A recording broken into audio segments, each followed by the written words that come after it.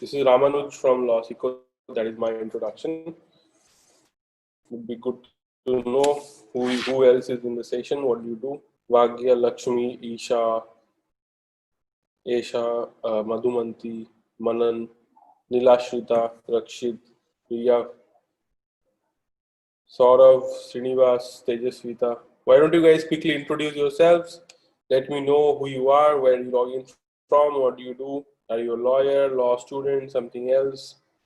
Would really appreciate a quick round of introductions. I'll just give you time to tap this out in the chat.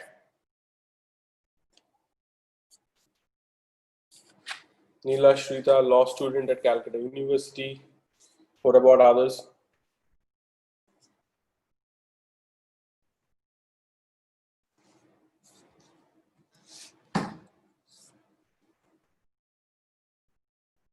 Vinita Panhale, advocate. Saurav, doing legal drafting and company law courses from Lossico. Hi, Saurav. You can't hear me? Somebody's saying there's no sound. Ria Felix, advocate, practicing litigation. Graduated last year. Great. Where do you practice? Ria, do share that also. Which city or state are you in? All right. So quite a few of you not saying anything in the chat. Don't feel shy. Introduce yourselves. Tejasvita is a law student. Wonderful, wonderful. All right. So quick introductions, right? Ria Felix is at Bangalore. Okay, great. So hi everyone. I'm Ramanuj from Lossico. I'm logging in from Goa right now, although I mostly live in Delhi. Lossico has its offices in Delhi, and we have many people working from different places, especially during the lockdown. We used to be a work from home company even before, and now especially, right? So good. So let's get started about this cyber crimes and cyber frauds and how to deal with it. So one of the problems that has happened in India is that, of course, we are seeing more digital work. More of us are working from home. We are getting really used to using the internet to get work done.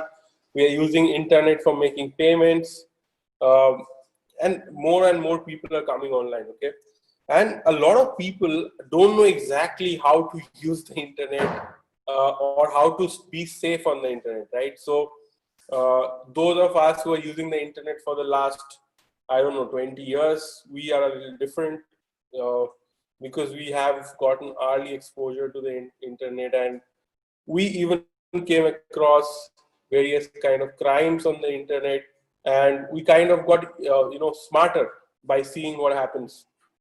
I remember when I first had a computer in class 8, I must have been aged 14 or something, and I had a computer. Back then we used to have dial-up internet, right? So from the phone connection, anyone here old enough to have seen a dial-up internet connection, phone connection that doubled up as internet connection? Anybody? Sushil, yeah, Sushil, his hands is up. Srinivas, Marco, yeah, right.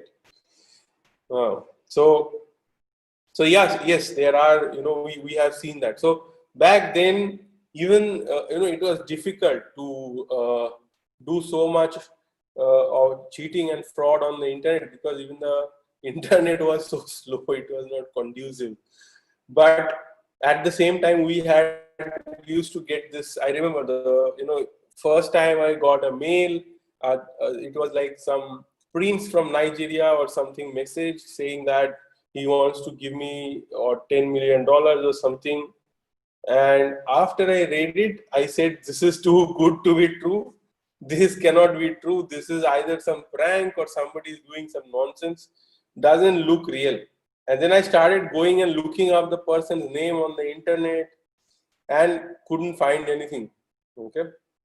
So I said, this must be bullshit. And then I got one mail, I did not respond. Then I got more mail and more, 4 or 5 such other different emails. Then I was sure that this is a scam, and I never fell for it, right?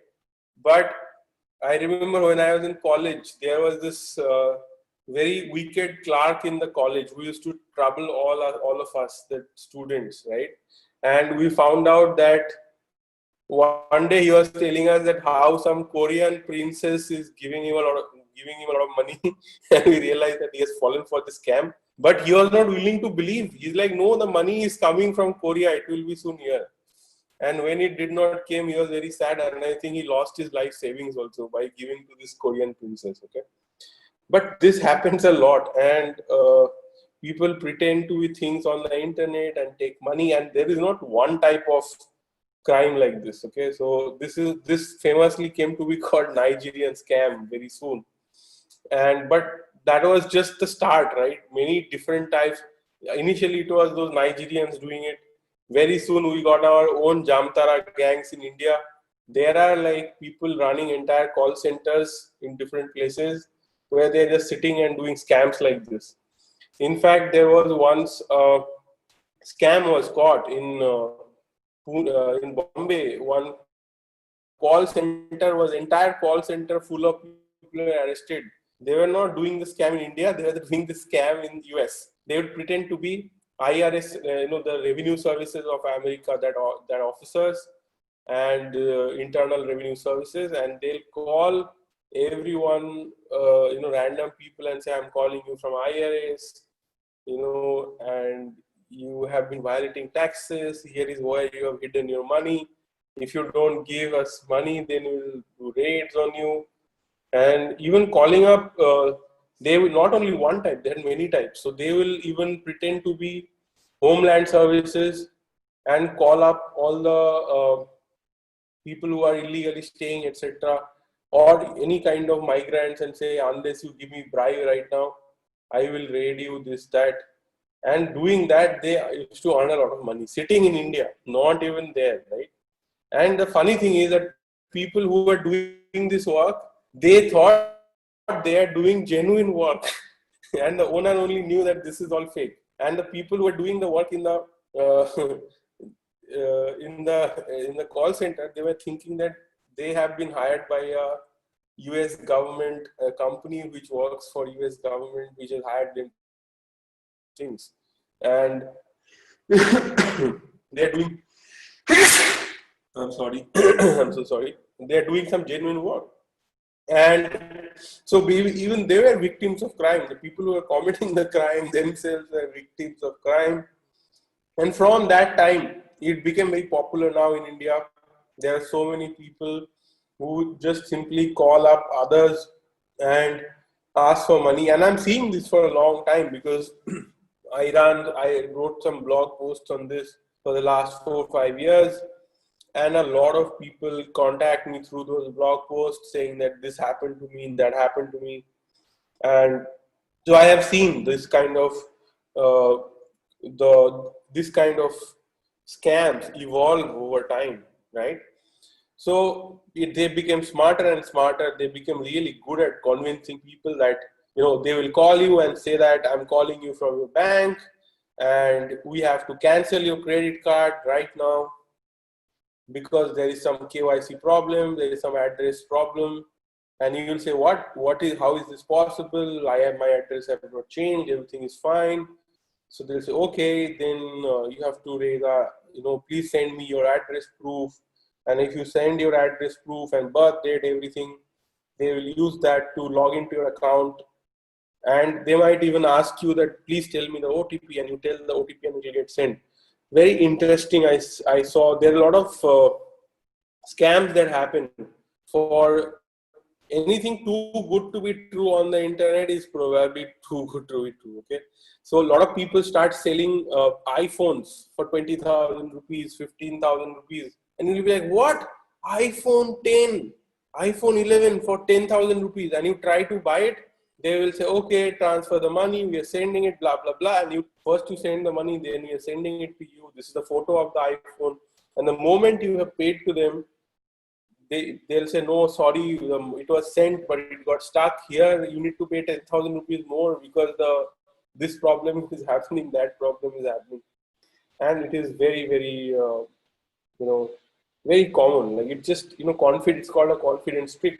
You take people into confidence and you Just convince them that you pay me money, and then first I'm going to give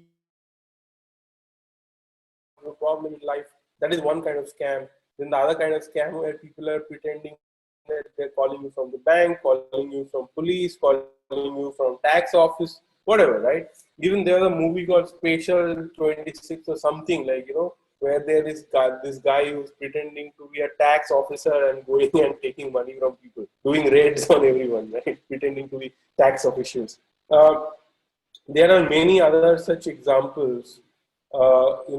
This is one type. The other type that is very common online or as an online offense is sexual blackmail, right? So it happens that people will get you into confidence, and then they'll say, okay, we are in a relationship. Okay.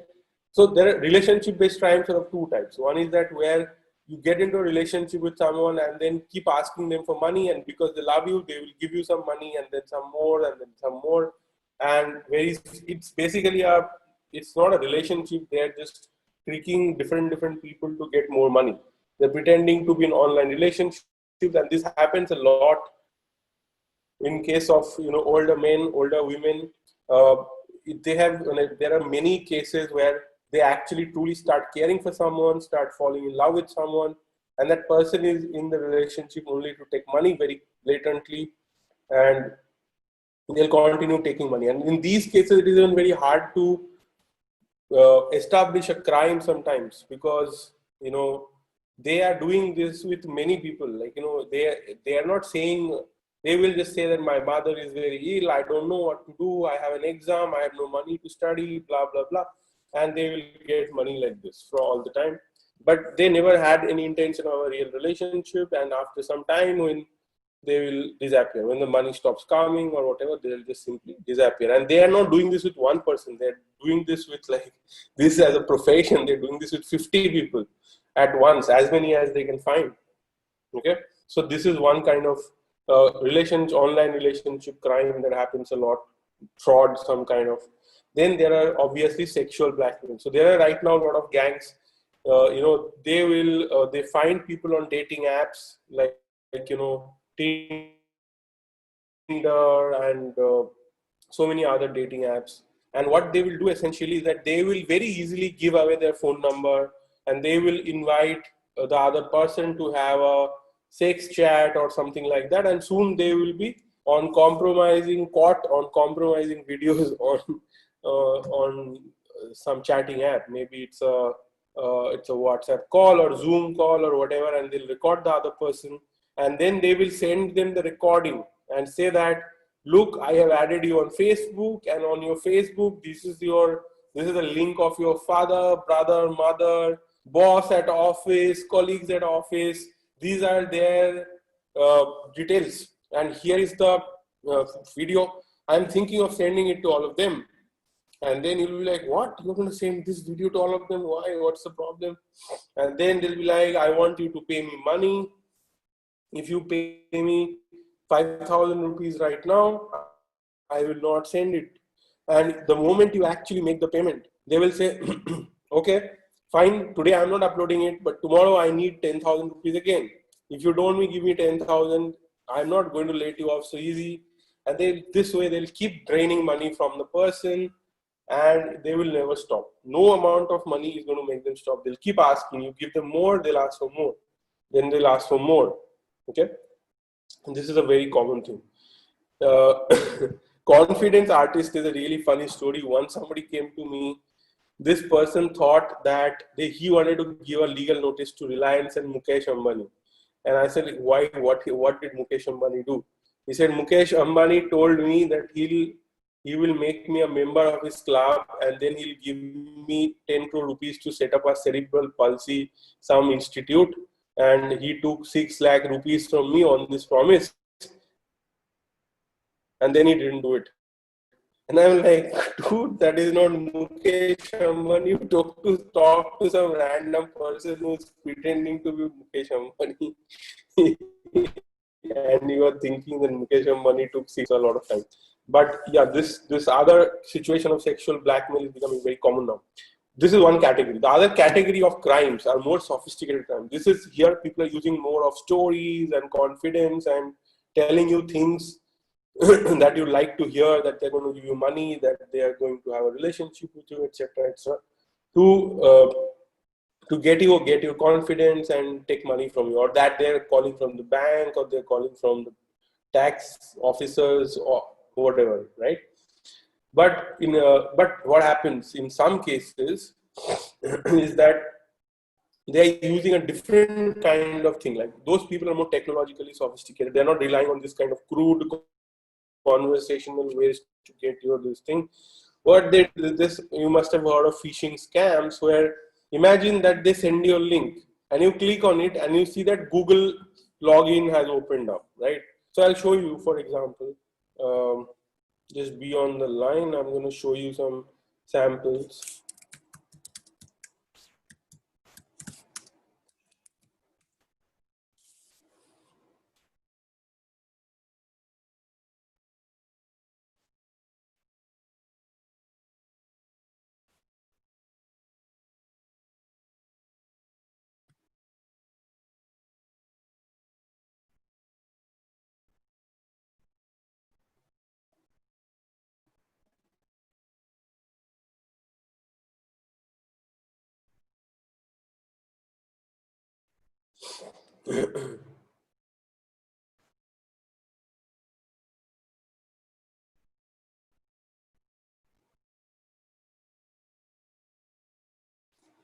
Okay, so there was a very nice thing that was there. One of my clients. So what happened is that there is this company whose name, let's say, is xyz.com.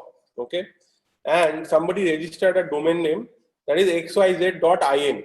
Okay, and this person sent an email to clients from this finance@xyz.in email, saying that this is our bill, please clear it, and this is the new bank address, and the money went into some South African bank account. So what happened is the hacker hacked into the emails, found out different clients, okay, and he knew like what is the kind of common bill amounts, etc., and then used that to send email from a very similar domain ID. So this is also your example. So that scammer was smart enough to hack into the system of the company.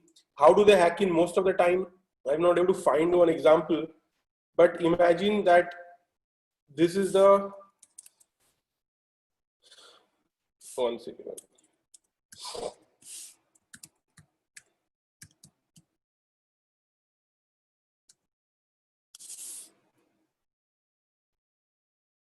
Okay, so I'm sharing this with you. Okay, this is the Gmail sign-in page, right? And if you go up here, it is accounts.google.com sign in, etc., etc. Now, how do you know that this is actually a Google page? It could be, I can copy this page with this kind of thing, and you are putting in your email ID. Let's say it is ABC, A B C D E F G. You add the rate, or let's say your name is, Harish. So you write Harish AR@gmail.com. Now this is your email ID, right?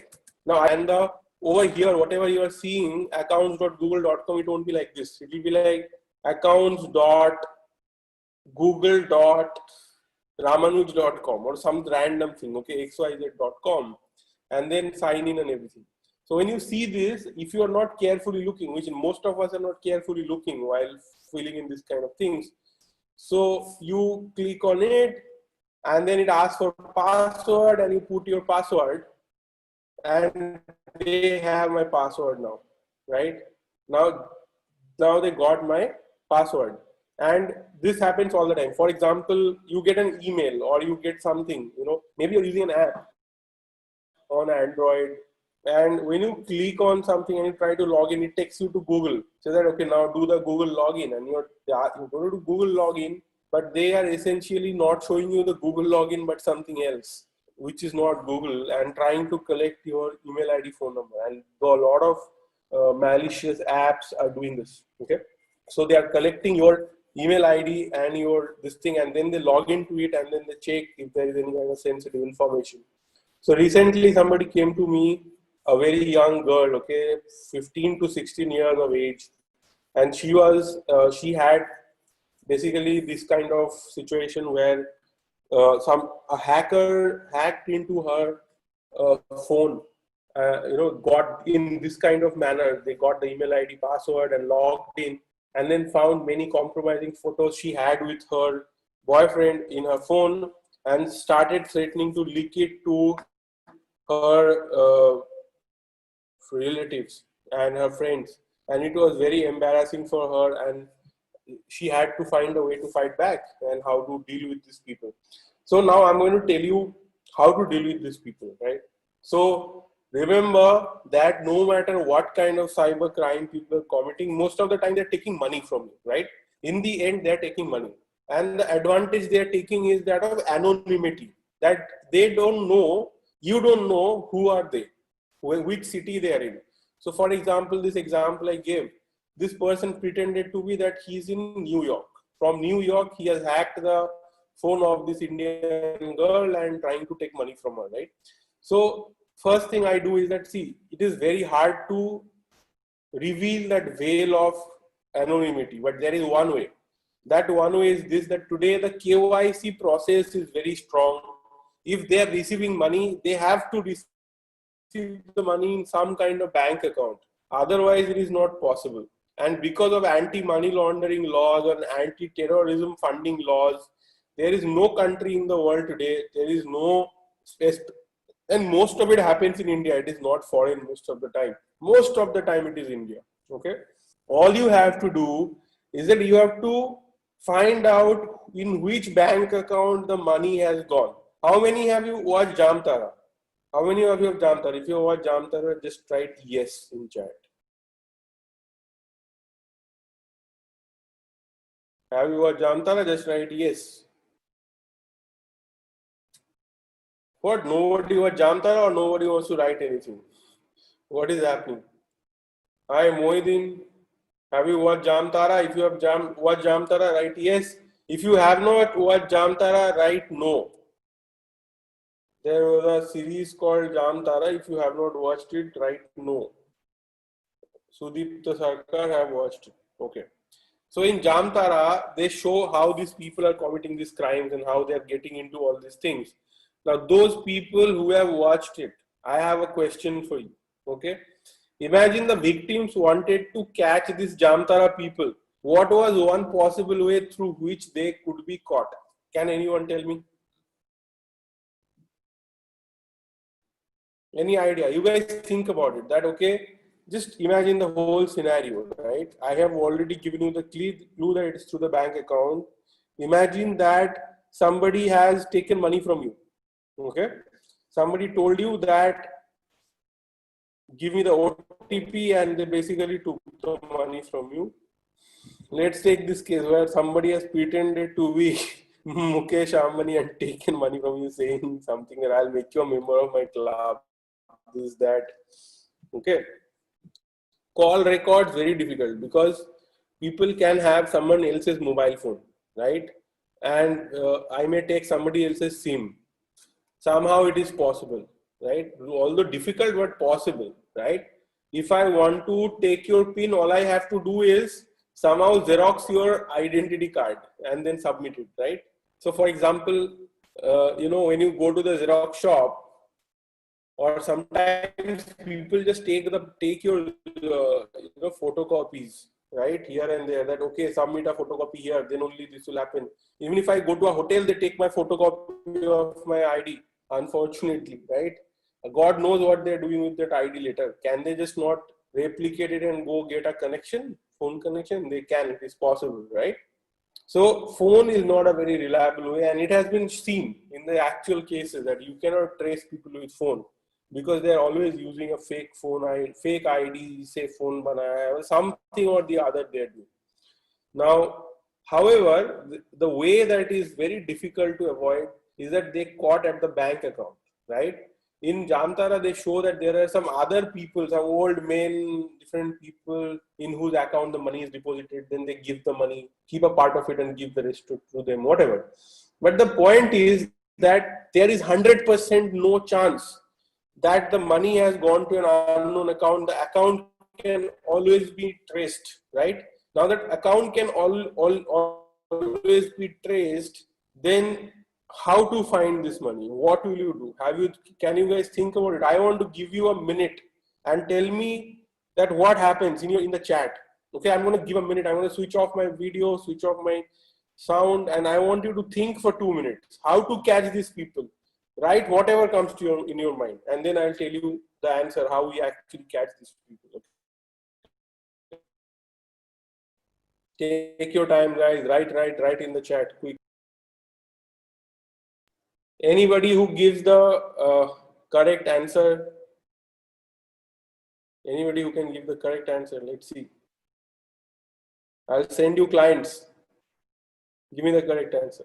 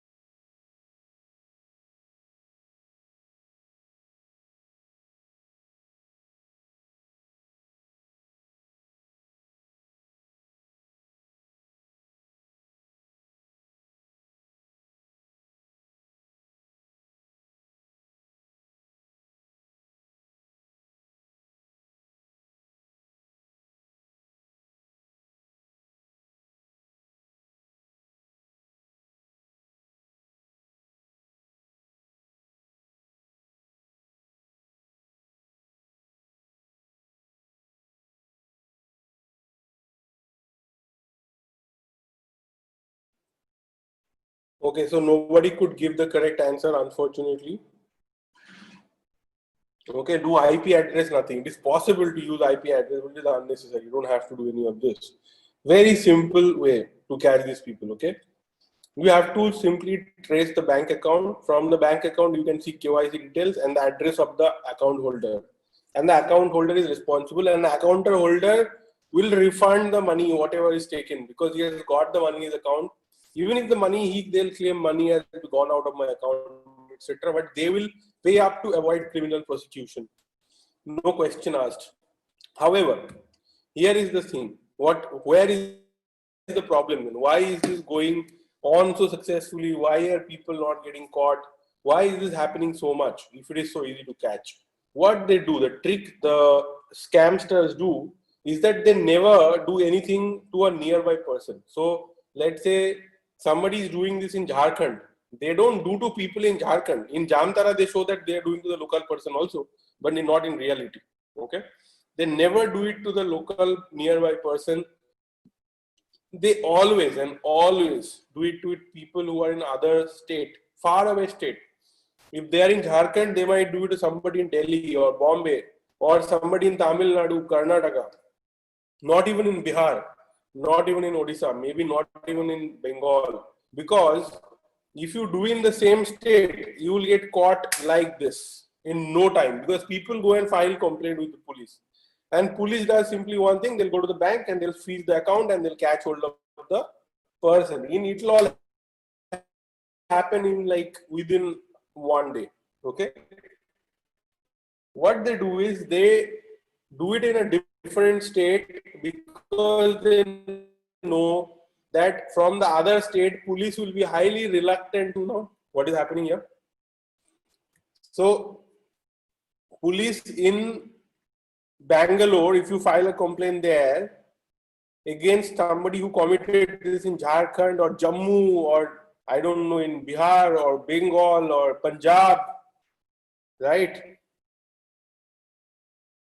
Hackers can easily transfer the money in 2-3 accounts, one after other, to avoid any tracing. No, I am sorry, it is not possible. It will be traced even then.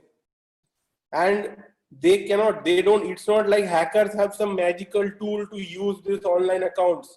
These people are not like that. They are very simple people like you and me. They are not able to log in and secretly do things. No, it's not like that. They are simply using somebody's account, sometimes their own account, mostly their own account. And how can I tell you? Because you have caught so many people like that, right? It's a very simple thing. I'll tell you even what happens, okay? You can trace their account, they can't hide. Today, even terrorists cannot hide. It's impossible. It is so strict, the transfer of money, because it is always someone who is well known, who's money. Now, if they are controlling your account and you don't even know, that's a different thing. But even then, it will be found out because you're going to a bank, you're doing KYC. Now, KYC is so strict; it happens every 6 months, every 1 year. You have to confirm your identity. Nobody can run false bank accounts anymore in this country. Next to impossible. So, what happens then? Then how do we catch them? Very simple. See, they are relying on the fact that you are not going to go to their city and file a complaint. Okay. What people will do? Let's say Tejasvita, let's say you are in Pune. Now, if you lose money like this, I have seen my own colleagues losing money like this. Okay. Somebody told them they're selling an iPhone, trying to buy it from some OLX very cheap iPhone, and then turns out to be fake. Okay. So this all things happen. Now, why they don't get caught or why they are not able to do anything? Very simple. If you file a complaint in Delhi, police will maximum take up complaint but not even register an FIR, because police cannot go so many times out of state. It is very costly for police to send a policeman to a far away state to catch somebody like that. Okay. So police will not do that. Police will somehow avoid the matter, said हाँ करेंगे, complain ही नहीं लेंगे, भगा देंगे, हमारा jurisdiction नहीं है, बोल देंगे. Police will do everything in their power to somehow avoid taking any action. The only way to get police to take action in that situation is to actually go to court under 156(3) CRPC and then get the magistrate to order that you have to go. Then maybe the police will go, and even that is hard. So that is not a good strategy. The strategy that, however, works, like magic, it works. Okay, so you find out where that bank account is. The bank account is in Bhopal. Then you go to Bhopal. It is in some district, wherever in Punjab, wherever. You go to that place, go to the nearest police station near the bank branch where the account is, and you file a complaint there. And like magic, in 2 minutes, okay, the bank will be called and the bank detail will be found. Police will go catch that guy in no time. You know why? Police is very excited to catch such guy if it is in their jurisdiction, because they can very quickly catch such a person. Because these people are not sophisticated criminals that they are run away, they are in hiding or something. They can be easily caught. Only thing they are relying on is the fact that you are not going to go to their city and file a complaint there. You will file a complaint in your city, and they can, police won't go and catch them. Police doesn't go and catch. Police has so many such matters. There are not so many policemen in India that they'll keep going to different states and different cities and keep catching these people. India does not have a centralized police, right? It is one different state polices, different. It works at a police station level. So it is very next to impossible for police to work at a pan-India level. If there's a pan-India police to catch these people, they will not function. They couldn't function because they'll be caught very quickly. But because there is a lack of pan-India network, they can thrive. And if you want your money back, so if it is a very less money, 10,000, 20,000, there's no point. Probably if you have lost 20,000 rupees, you will not go to Chandigarh or Jharkhand to recover it. But if it is 3 lakh, 4 lakh, 5 lakh, this is the way everyone has been able to recover money. Every single person I've advised, whoever has done this, always got their money back. You have to go to that place where the bank account was. You have to talk to the police over there, register a written complaint.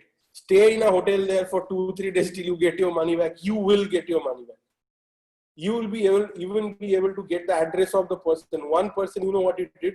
He went to UP and he knew people over there, reached the home of those people who have done it. And those people said, please take the money, because you are not the only person they are doing this with. They are doing this with a lot of people. So police starts digging. They will find a lot.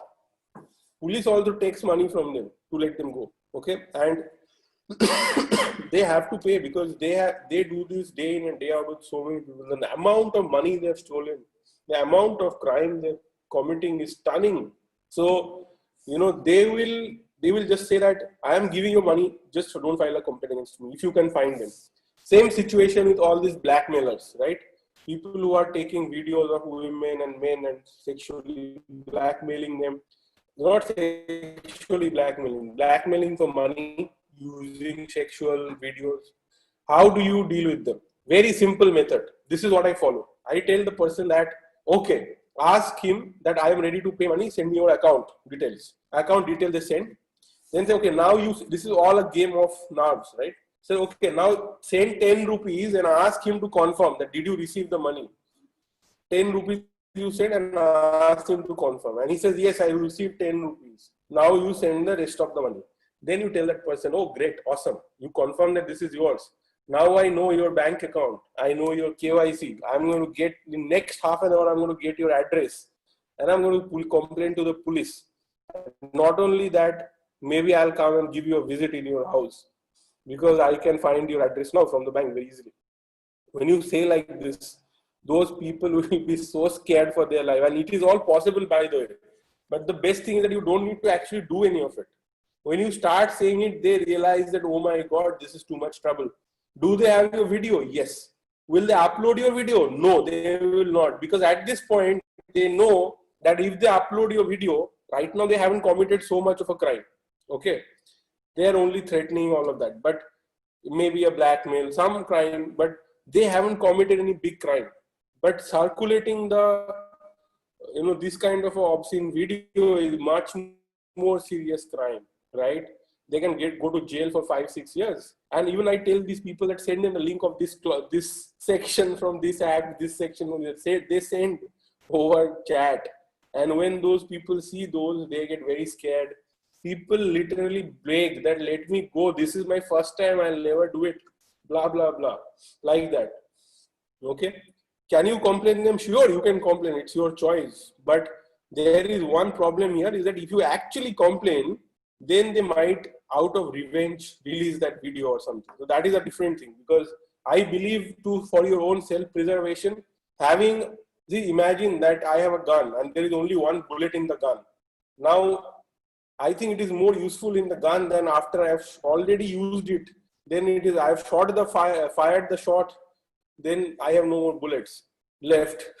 So it is a worse situation. So if it is your safety, your protection, it is the job of police to catch criminals, not your job always to catch criminals. First, you have to ensure own safety, well-being, and definitely complain it to police wherever possible, wherever reasonable, wherever it makes sense, wherever your conscience asks for it, you should go and complain. But I think I have seen most people are very afraid to complain, because they're afraid that these are criminals. What will they do to me if I complain? Do I want to? A lot of times it is very sensitive that, imagine there is some compromising videos or they have, and you don't want people to see this. You don't want even to go to police nowhere. So then you may not want to do it. And I don't judge anybody for not going to police over this, because it is truly their life, their choice. There's people are in difficult situations. I don't judge them for it. Okay. So can I register the complaint also after 10-15 days? Yeah, sure, you can register whenever you want, right? So that is not a problem. Criminal complaints you can register anytime. You can register after years also, but by then all evidence will be gone. So it is better you do sooner the better. Okay. Question answer time. How Google Pay and Paytm are used to defraud? Very good question. I have seen Google Pay frauds a lot. So what people do is that, see, people are used to the fact that Google Pay, people send them money on Google Pay, right? But they don't know that the other person can initiate a payment and send them a payment link. And if they click on it and if they pay, the money will go to the other person, not coming to him. So I have seen people have been fooled like this. They in Google Pay, they have got a message that please, I am sending you 10,000 rupees. Please accept. And how do I accept? She say you got a message. Just click on it and then put in the OTP that will come. You'll receive the money. And when they did that, the money got deducted and they didn't realize. And not one. They said, oh, money did not come to you. Okay, try again. Maybe that didn't work. Let me try again. I'm sending you 10,000 rupees again. Send 10,000 rupees again and did this 2-3 times. And the money kept getting deducted from their account till they started receiving SMS. Sometimes SMS takes a little time to come. Then he realizes that, oh my God, all the money is not coming to my account, getting deducted from my account. This is on Google Pay. And that is what I'm saying, that not everybody is very savvy with their computers or machines. And a lot of times they are in a very difficult situation, they don't know how to use it properly. So Google Pay is used to fraud people like this very often. That is Google Pay. Paytm also similar things, initiating a payment request, claiming that I'm sending you a payment. To accept the payment, you have to put in details. This also happens, right? Okay, so I have answered this question. And Paytm also the other way, that there will be something listed that I am selling this product very cheap, etc.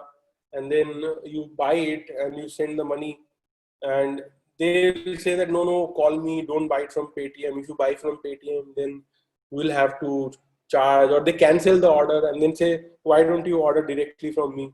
Then I'll give you half price. Then you buy it from them in half price, and then they take the money, right? So there are examples like this.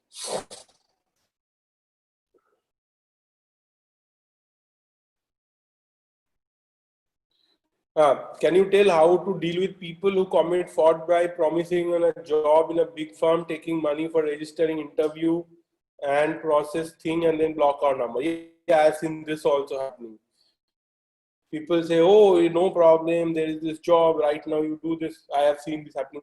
Same thing, right? You file a complaint against them and you will see that they are never the money. If you check back, they are not only this. I have seen people running completely fake share accounts. They're pretending that you are buying shares through them. They're brokers and you're buying shares through them.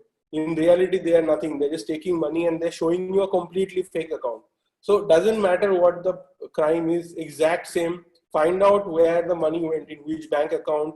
Go there, file a police case right there in that police station, saying that this person has committed fraud on me. You have to get the complaint written actually in a way. They might be able to get out, otherwise the police might reject it. So you have to write the whole complaint in a certain way so that that does not happen, right?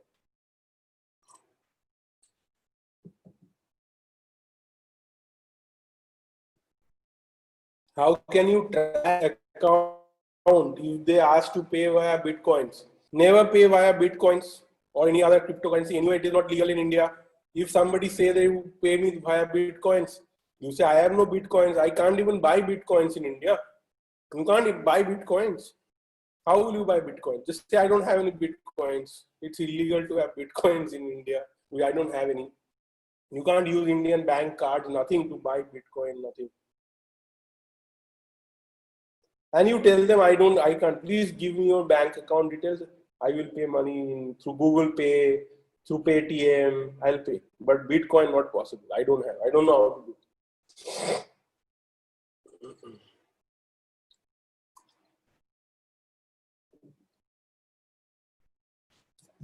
What about frauds being done over Facebook, some other social networking sites? Yeah. They'll find you on Facebook, offer you a deal. All of that is given, right? They have to find you somewhere. Whether they find you on Facebook, whether they find you on Google, whether they find you on some other app, doesn't matter, right? The point is that eventually they'll take money, and it's a bank account thing is unifying. They might have somehow get into your email ID, somehow they might get into your phone, different things, right? But in the end of the day, the money they will take from you will go somewhere. You just have to trace it. That is the way you solve it. It is 9:50. Are there any other questions? If you are paid via Bitcoins, Ria, then there's no way. Sorry. Like, I mean, there might be some way. Then you have to trace IP, this, that. But it is too hard, honestly. And it's, you need, I mean, it's not like government has sophisticated investigation available for the common need of the citizens like this, right? So if there is some very high profile case, then the government might do something. Otherwise, they are not even going to use all this apparatus to catch cyber. Why do they exist? They exist because it is not a priority for government. Not enough people are, making it an issue. That's why this is going on.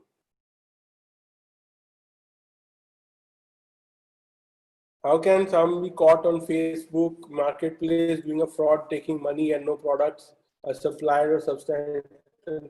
I have not used the Facebook Marketplace, but again, the money has to go somewhere. Even if it goes through Facebook Marketplace, the money, Facebook has details of which bank account where the money is finally arriving for the seller, right? So that has to be traced. You have to raise complaint with Facebook. You have to tell Facebook that unless you give me the details of that guy, because I want to file a complaint, unless you give it, otherwise I will file a case against you. So Facebook will say, no, you take the details of that guy. That's all. Then you go and trace it. You ask for payment details. You have made a payment. You have the right to know where the payment went. Is there any special department or website to file cybercrime? So this is a very interesting question. Of course, there is cyber police now in everywhere, but really nothing happens. So if you go and file a complaint with the cyber police, most of the time cyber police won't do anything, and the volume of crime is huge. Police don't even try. For the same reason I said, you have to go to a different state, but they won't. I mean, my experience is that so many people I know filed cyber complaint with cyber police online. Nothing happened. They didn't even get a call. They might get an acknowledgement email. That's it. Nothing happens. If you want serious action, go to police station. That's the way. Or cyber police station is also okay. But you have to go physically, go meet the police officers, talk to them. Then there's a chance something will happen. Okay, so online complaints. So many people tell me, I have registered online complaint. I said, don't worry, don't hold your breath. Nothing will happen. They'll never come to you. You'll never hear from them. Then when everything is done and they're safe, they say, should I withdraw the complaint? Like, don't bother yourself, nothing will happen. So this is how it is. Okay. Things may change. Let's hope things change. But right now it's not working. The online cyber police thing, it's terrible. Nothing is happening. The new Consumer Protection Act 2019 and rules include e-commerce. Do you think these are sufficient to help reduce online frauds? No. Consumer Protection Act won't help in case of online fraud. So online fraud, this is the way. You have to trace the money, where the money went, go catch them there. It's the only way. Only way we can stop online, we can completely stop the cyber scams in India overnight. All you have to do, there has to be a kind of network of, like there is CBI, right? So if CBI sets up a department where they're coordinating and catching people, so people will be caught, no? Actually, people will be caught. Right now, they're doing, so much of it is happening because nobody's caught. If one person is doing, he's not caught, then one more person does it, that person continues to do it. It's a very dangerous situation. It's proliferating more and more. But imagine if people start getting caught and then nobody will do it. That's the whole thing. But right now, people are not caught because of this different state thing. So if I am sitting in one state and doing it in other states, and those state police won't come to catch me, because police knows. You go and tell police, Police are like, oh my God, one more like this has come. One more idiot like this who has got their money has come, and we can't keep running around the whole country catching these people, right? So I'm not going to do anything. This is how it is.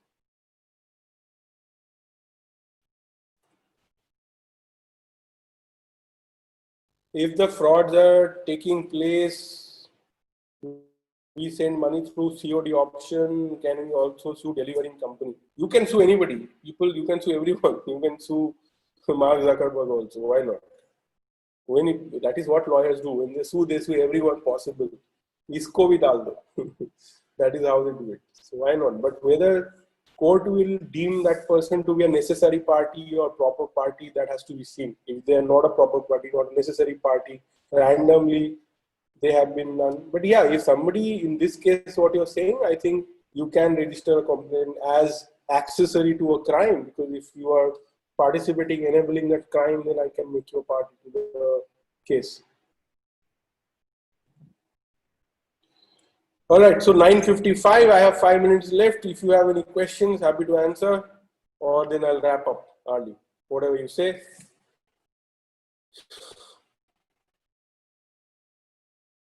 Any specific legislation for cybercrime? We have the Information Technology Act 2000, and it has all the different offenses, hacking and all of that, cyber defamation, cyber stalking. So many crimes are defined over there.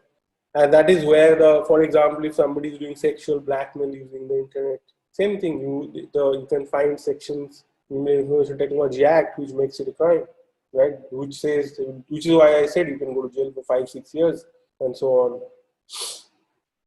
Okay, cool. So, how did you like the session? Any feedback? If 0 is pathetic and 10 is very good, how much will you give me out of 0 to 10? This is one question I have. The other thing is that, sometimes you may have other situations. You may find find yourself in some problem. There may be, you may need my advice.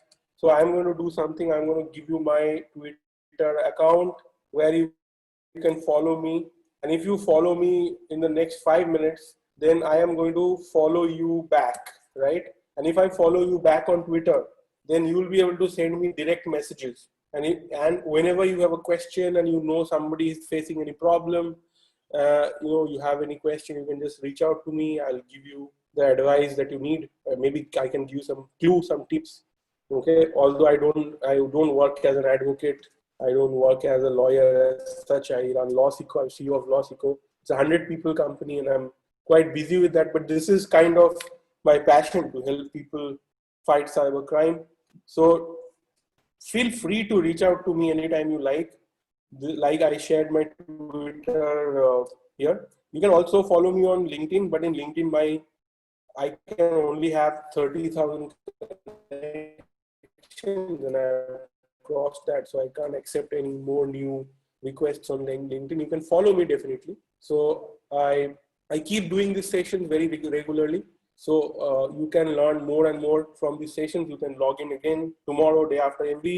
This entire month of September, I've been doing this session every weekday, and I'll continue to do it in October also, I've decided. So you can reach out to me, and if you follow me on Twitter, again, you will get the other updates also in future. And if you are not on Twitter, you should be on Twitter. Another very good thing that works is that if you have a complaint, you can tweet at the senior officers of cybercrime department. That, sir, this happened to me, please help me. And many times on Twitter, you get good responses and good help, okay, which you will not otherwise get. Okay, I hope this was beneficial. Thank you so much for sharing your evening with me and giving time for this and joining this session. Really appreciate. And I hope to see you soon again in other sessions in the future. Thank you very much. All the best.